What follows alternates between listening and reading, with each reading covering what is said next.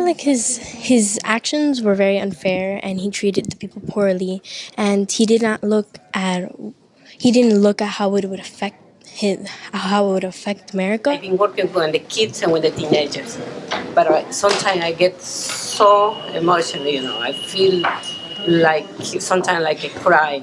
Yeah, about what's going on. There's such a need for educating the community about what their rights and responsibilities are. Started because of the huge intake that we saw in terms of immigration cases that came through to our offices. With the president's recent push for immigration reform and the backlash that ensued, it's impacted the situation even more. If they're a green card holder, what they can and cannot do, what is the path to citizenship, what do they do if they're detained by ICE, and other issues related to that. There's a greater need for disseminating information about what the law is. And what are your rights under the law? Because a lot of people don't know that and are not willing to come forward and assert their rights just because they don't know that they actually exist. There have been so many people crossing the border. They are not good, that this is not legal.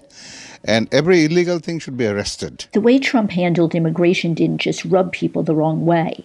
It downright insulted and humiliated so many. Separar a los niños de sus padres es ver el crecimiento psicológico de él. Esto les afecta terriblemente. De pronto él no recuerda lo que le suceden a los niños cuando se separan de sus padres. But I feel what President Donald Trump is doing correct.